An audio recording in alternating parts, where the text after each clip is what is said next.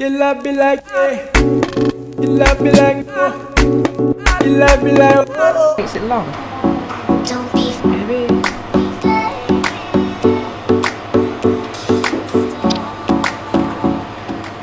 Yeah. Very well. Can see it's a problem then. Okay, so this is so weird. Hi guys, and you're back to Remani Talks too. And today I'm with the beautiful Cherelle Skeete.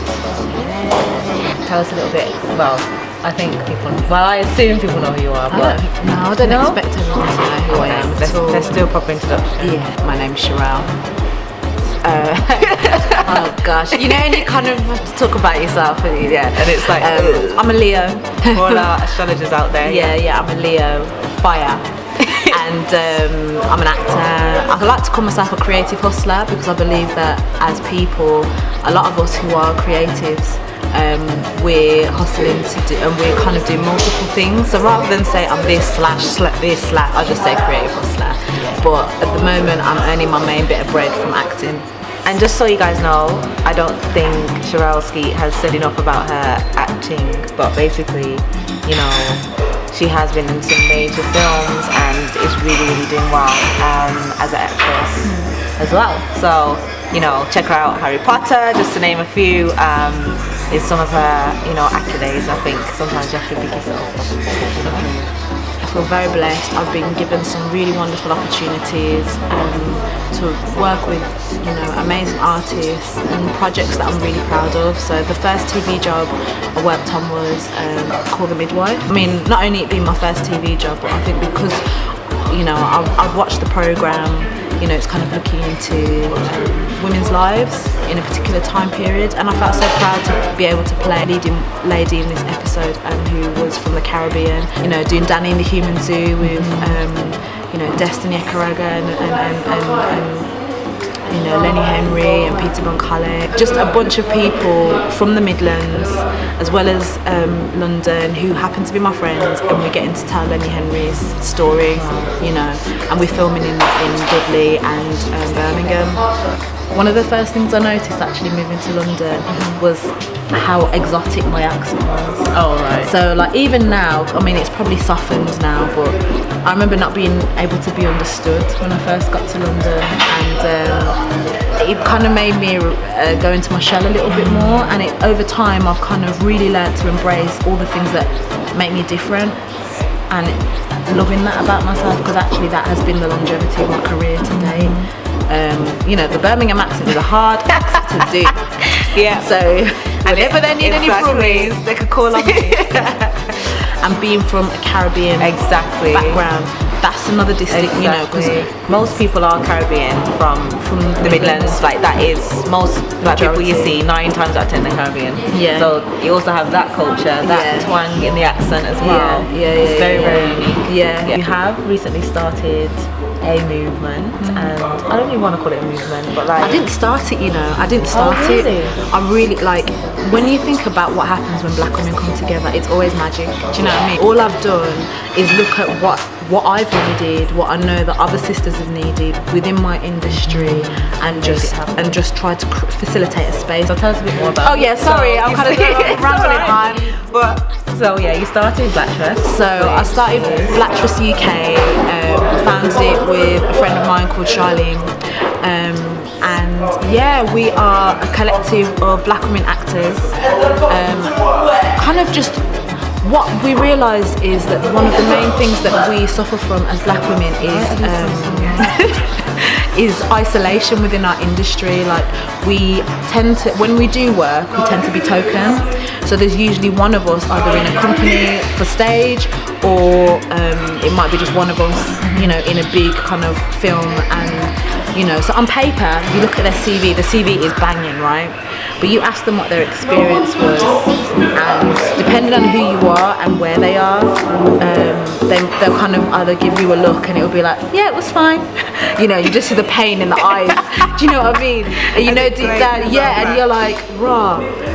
I know she's going through some stuff, so when I catch her on her own, I'm gonna say something. You see a sister in your picture and you say, listen, have you worked with this director? Like, yeah, right, how were they? Or even just like, being at drama school, going through a very kind of white middle class institution. One of the things that we're experiencing in our industry, I come from a very working class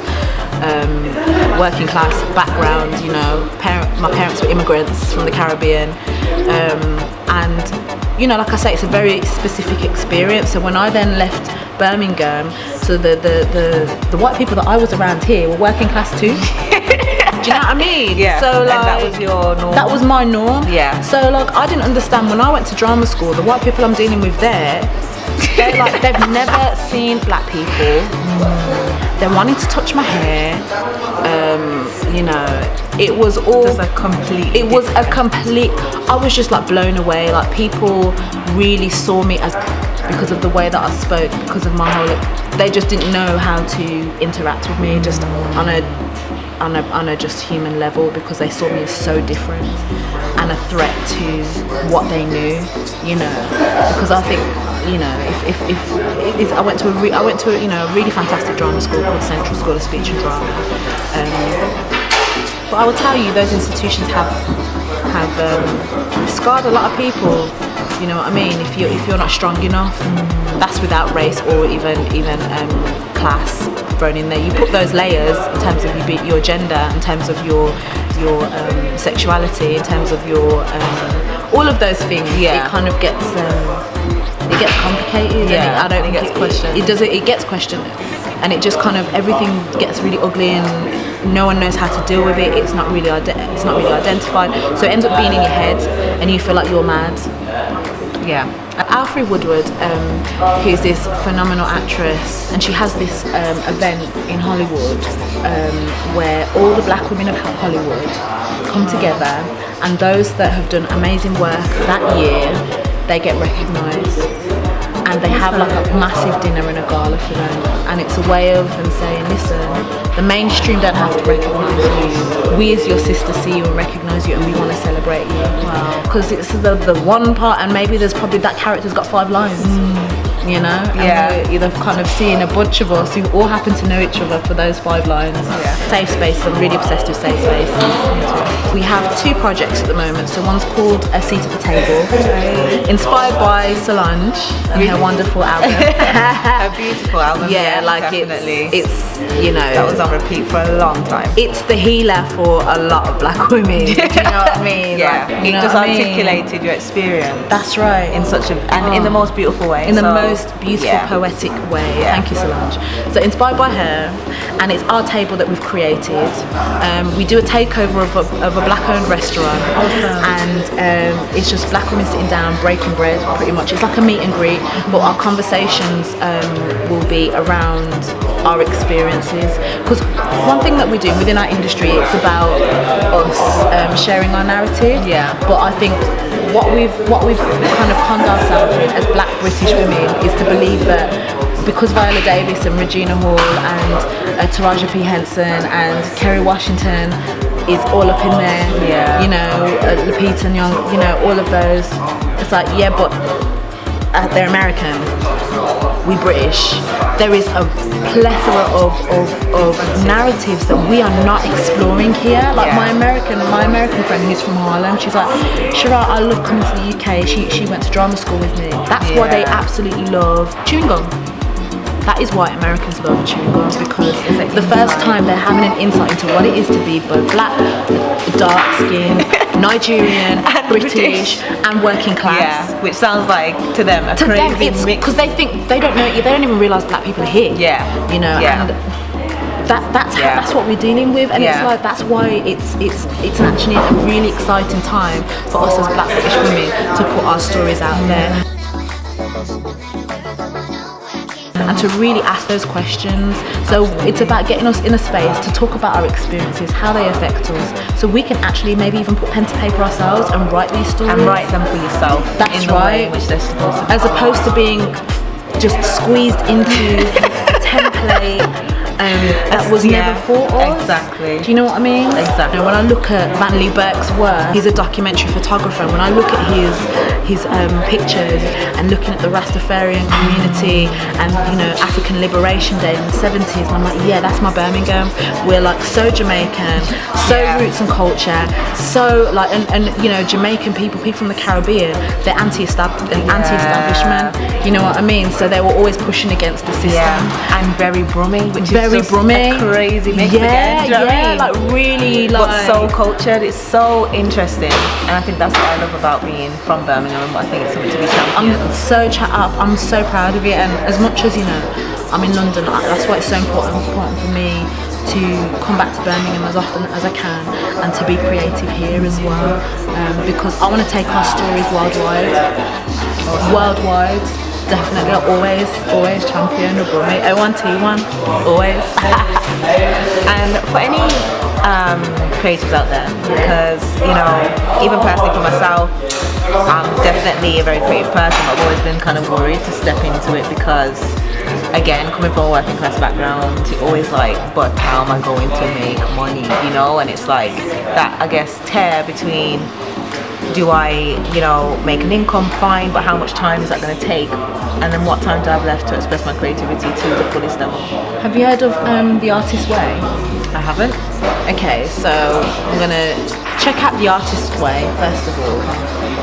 I would say that it's not a quick fix in terms of making money. I think the money will come when you have found your mission, when you have found and connected to your passion, because it won't feel like work. When we say make money, I'm talking even surviving. Yeah. Do you know what I mean? Yeah, and not even probably at the end where we all want to get to that end place. Yeah, of course. But a lot of us want to love what we do. And sometimes in the way in which we've kind of grown up, or, you know, we've done education to a certain level, and then we realise, look, no more now. We need to kind of get in touch with what I actually want to do. Or that, how did you sustain yourself in the meantime until what you love doing, acting, etc., could pay you to maintain yourself? I've been self-employed since I was about 14, 15. I ran a dance group called CRC, and I would say that in the 6-7 years of me running that dance company and being a young person looking after other young people, I learned being an entrepreneur and how that is actually, especially coming from migrant community, it's actually within us. It's how we've learnt to survive. It's why we have partner. It's why people have done hair, they've set up salons in their kitchen, people have, you know, got into carpentry, and just, you know, people come here and know how to build, you know. It's actually, we already have the tools. Art and the community go hand in hand. See, when I needed to, you know, survive, I was waitressing. I always find some form of way of being creative. I would always find it is a great way to observe people. Yeah. Just before I started filming Danny and the Human Zoo, I was waitressing. The Cube. Yeah, I was waitressing. And how were you with that? I mean, you know, absolutely fine, because I knew that my plan A was already working. Okay. Plan A was in motion. Yeah, like I have no plan B. Like it's just, as long as you know that this is only for a time being, in order to support, you know, I've got to do what I've got to do in order to get to that destination. So it could be that you've got to take a boat here, get a plane here, get off and get a train swim here, swim here. See if you can find jobs that are within your field. Yeah. And be creative. If the job is not there, create it yourself. I just think that we're so used to kind of falling into wanting it here and now, and all of that stuff will come. Like I say, I had no problems with waitressing, because I knew that it was just for the time being. It was only for 3 months. Yeah. And then you were shooting, you were filming on set. But you know, like that, and I knew that I was going to be filming, and I know that there will be dips as well where I know I've got to do what I've got to do.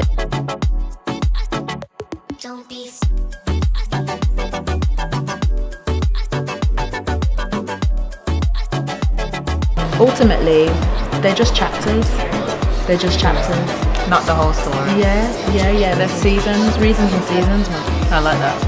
Yeah. And I know you're big on self-love, like myself. Yeah. And I'm really interested in daily practices. Right. So like really just like tangible, practical things that I can do to increase my sense of well-being whilst I'm trying to go for what I want to go for in life. So any things that you do that have really helped, maybe just 2 things that's like a daily spiritual practice for you, if that's what you do, or have just something that really shifted your sense of self-love, self-compassion. Right. So I'm Buddhist, so what I practice, I chant Nam Myoho Renge Kyo, and that's my spiritual, my daily practice. Or meditate, you know, or just finding a moment of quiet for you, whatever that is, whether it's a moment of quiet of turning off your phone, turning off social media, turning off the Wi-Fi, if it means finding a book in a corner, if it means sitting in a park and downloading Mother Nature's energy and finding a green space, even just for a few minutes, I would say that. I would say to breathe, connect to your breath. An energy balance exercise, which we've learned in Blacktress actually, where you take our hands, place it on your heart, and take your other hand and place it on your tummy. Sorry guys, you can't see. And just sit there and just connect with your breath. That's quite just for a moment. You're giving energy back to your womb from your heart. It's like you're hugging yourself basically. Like that. So do that for a few moments. See, I already feel like calm. It's like we're talking something because I just felt fine. Like it works instantly. Ask yourself, what do I need right now? We don't ask ourselves enough of that, especially as women, especially as black women. We don't ask ourselves. We're always and then taking that. And then taking action, because a lot of the time we feel low or depleted because we have that feeling of powerlessness. And we don't want to then be vulnerable, but we need to just ask. Start with asking yourself first. I love that. I actually love that. Awesome. In all that you've done, what was, I'm going to ask you your highest point so far, or a time that you remember that you were just like, yes, living my best life, can't believe I'm here. And one of your hardest. Okay. Best moments. Can I have 2? Yeah. Okay. One of my best moments was, I think, walking into the rehearsal room and seeing Noma when I was rehearsing the workshop. At first play I watched that really kind of moved me, that made me want to be an actor, was I Raised My Son at the Belgrade Theatre, and she was in that play, which won the first Olivier Award. So that was like, you know, that's definitely chills. That was like 10 years before. Wow. So 10 years before, I was sitting in the audience watching her on a college trip, not sure what I wanted to do with my life. Wow. And then 10 years down the line, I'm acting alongside her. Wow. So that was a really kind of small big moment for me. That is huge. Yeah. I keep reminding her about that. She gets really embarrassed. People see either on the gram or on social media, you know, got my face beat by Cherelle. You know, they see all that. Fun, you know, all that, but like, you know, part of, and it makes it so much more worthwhile because you face those obstacles, like, you know, having to face those, you know, situations with family, and having to come home because of an emergency, or like knowing that I've got to get up at 4 o'clock in the morning to get on a mega bus that's 3 hours long because it's a cheap ticket, £3. And you need to save your budget. Because I've got to get I've spoken to my agent, and my agent's booked an audition for me at 10 o'clock that morning. So the earliest and cheapest coach I can get is 4 o'clock in the morning to get me there to get me there in London, you know, to have my meeting, to be able to come back and go back to my waitressing job. Wow. Where I'm going to be on my feet until 2. Wow. That's why I say you got to love what you do. Yeah. I've done that many a time. Wow. Yeah. And you don't need a license to be creative. You know, we think that, because they're on EastEnders or because they're on this, you know, that's, I say EastEnders because, they're proper, they're doing proper acting, you know. And it's got to be sometimes for my parents, because, you know, traditionally, you know, if you're going to be creative, which most of them probably wouldn't have encouraged, because they're thinking about the bills and what can pay you, fair enough, I can see that viewpoint. But I guess there was something about, I don't know if it's right with your family, but like being on the BBC or being on TV that now legitimizes you as a creative. So yes, I had that. I don't think we've internalized it, you know? I feel like our generation works to reject it, but I still think there is like that little bit of that, you know? it was like the moment that my mom could refer when with her church could say, call the midwife, you know, and she could drag me to church and say, you know, she's called the midwife. It's like finally all this time, because it's all about her, isn't it? It's the family. It's like when they say, so what is such and such, you know, what is she doing now? Yeah, she goes, she's acting. I know that question. So like, acting in what? Exactly. Doing what? Exactly. Or what? Okay, but what else? You know what I mean? She on EastEnders, yeah, that's all I'm concerned of. What is there something that I can put on the TV? I don't have to go nowhere. I can do this and I can watch your daughter. And then, you know, now we see. Yeah, so I know for my family, it's like, yeah, she did on the TV, she hacked it. You know what I mean? Before then, they didn't have a clue what I was doing. They're just like, Shrike, you're not really an actor, are you? No, I've seen you. These times I'm like a theatre geek. Do I get into like dance? Because I thought, okay, I'm gonna go to dance school. But I've always sung as well, and I've always liked acting. Didn't read any of the classics that, you know, I'm a reading list at drama school. Didn't know any of that. Yeah. But people, some people got back to me and said, oh, you're doing physical theatre. And I was like, I don't even know what that is. To my audition, didn't know how to audition. I remember auditioning with Prada, and I went shopping on Oxford Street. Like an hour before, so I came into the audition with bags of shopping because I was in London for the day. You know how we go to London, innit? Whenever Brummie go to London, like we get dressed up.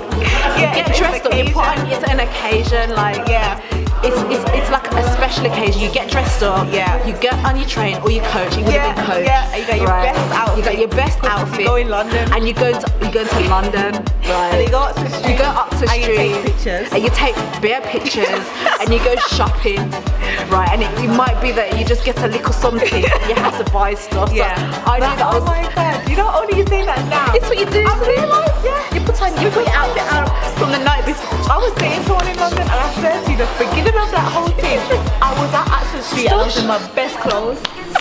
That's what we do. Every time. But it takes a good couple of months. I'm telling you, London, you know. Your best outfit. You get your hair done. Literally, because I don't know what it is.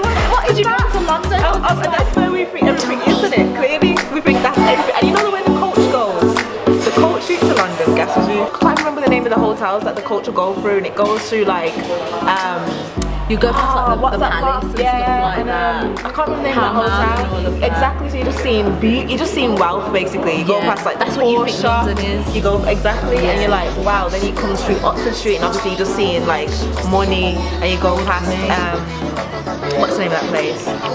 I can't remember the name of the place, but yeah, and you're basically just seeing all the beautiful architecture and everything, and that's what London was. That's what we see, and that's what I'm saying, because like I'm thinking about it now. Of course, it's so normal for me now to jump on a train, but when I used to come to London, it was always coach because the family never know about the train. Because train ticket was expensive. You jump on a coach, you get to Digbeth and you get your coach ticket, and you jump on the coach and come back. That's hilarious. Yeah, so I went there. I didn't put in a weave for the occasion. She ran out wear weave, you know. These times, like, I got my weave done because I thought, yeah, that's what actresses do. This is how my mind's colonised. And then you went to I went to with my shopping bags. So you're already looking distracted. Yes, I'm already distracted. I recited this monologue I barely knew. I hadn't even read the play. You know, it was a mess. It was a mess. It was a mess. What you knew at the time. Yeah, I mean, I did what I knew at the time, and it was a learning experience. And you know, I would say that even when you don't know, put yourself in those situations, because that's where you're going to learn the most. Because I didn't get in, and then I auditioned for Central. I got to 2 rounds. I didn't get in there either because I didn't know what I was doing. I didn't know how to audition. Yeah. But what was great was because I auditioned, I did a workshop. They take you on a tour around the school, so it was great for me to get the vibe of the building. And we did a workshop, and that workshop, like, it was amazing. I was like, I think the teacher was like, okay, screwed up, we do all kinds of weird things. Acting training. She squashed up a plastic bag, and she goes, watch that. I'll be the plastic bag. And I was like, okay. Remember, I'm a dancer, so I'm like, physically responding to things was my forte. That's my forte. I could do that, so I'm doing all of this. And I'm like, right, that's acting. Yeah, man, I could do that. I could do that. So the following year on my UCAS form, I didn't get in that year, but the following year on my UCAS form, I put down to do collaborative and devised theatre, which was basically an intro to that course, that workshop I did. It was like a little taster of what the course was. And I got in. Because I thought I don't want to go anywhere else, and that's the course I want to do because they do movement, and apparently that's acting, so ticks all the boxes. Awesome. Thank you for letting me take some time talking to you. Thank you for asking. I know. I love that. I fully get. You get something come to me today. Honestly, and you just put that together. I didn't know what that was. Because the joke is, on the coaches, you know, it's only people of colour on them coaches with their bags and 10 suitcases. Yeah, and they'll be like, the bags are 10.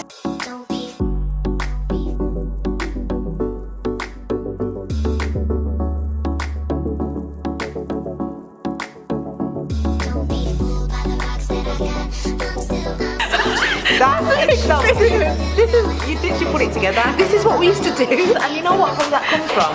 When you was with your nan going on some church trip to Western Superman, and you're like, there's a bag of black people getting this coach. And your nan, I mean, you hated to go there if it was dry, but you loved the trip because you had food galore, dumpling, chicken. Your nan used to bring that box with cooler, and you have all your drinks in there as well. You know what I mean? Would there be some, like, what would there be in there? Like some fruit punch? Yeah, ginger beer. Ginger beer, the D&G. Yes, exactly. Yeah. Cream soda. Bun and cheese. It's sliced cheese, you know. Hardo bread and cheese. Exactly. And your fried chicken. And it was gorgeous food. So obviously you're happy, just happy munching. Your belly's heavy, you know. Exactly. And then we went bloody Western Supermare. In the rain. It was raining. Exactly. But that was it. Coach trip. That's ridiculous. I have to pass that on to my kids. No, they get that experience. And that's where that comes from. Yeah. 100%. Yeah. That's connection. That was much, for a few times I'll be going to London still. You don't realise where that comes from. It's ingrained. That's how Jamaica we are. And that is so, every time I'm using best clothes, going Topshop, dropping, I was working, so I'm dropping like, every time I come back from London, I'm like, how have I spent £100? I didn't go out. Because you're only staying, and it's only when I started to live there. Yeah. It's only when I started to live there, and I remember my mum said she went with somebody, she went to British, she goes, gosh, London, much. And she started to see like the real. I think that's where she was like, actually, I don't have to try, I look good compared to these people. She goes, London, nasty. And then when she started to see other areas, I wanted to ask you as well, bit of a side question, but have you got 2 beauty products that you're loving right now? Ooh. I know it's a bit girly, but I have to ask, any 2 things that you're like, yep, discovered this other day and it was working for me? Gosh, okay, so every now and then I like to call it a hair holiday. So I'll go into the shop and I'll spend a lot of money on hair products. I've got natural hair, so you know, they get me on the quench juice and the curly cream, defining this cream, and I'm like, they're looking at the ingredients saying, okay, well, argan oil, aloe vera. Yeah. So what have I got at the moment? Talia Witchy. Oh yeah. And so this is the twist out, and I'm happy with it. I mean, my hair's a bit damp now because I've been out in the rain. Happy with that.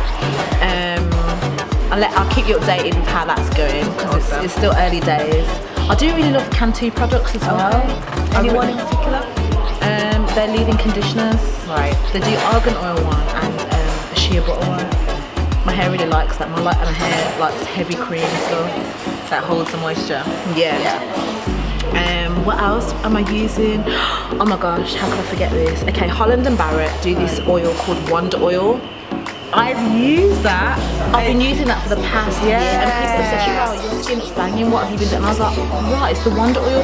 It's literally like a mixture of herbs, like lemon oil, it's got turmeric in there, all the good stuff everything you need. I put it on my body, on my face, I even put it in my hair. Wow, like I love it. I love it. That is like, I carry like a little bottle of it around with me.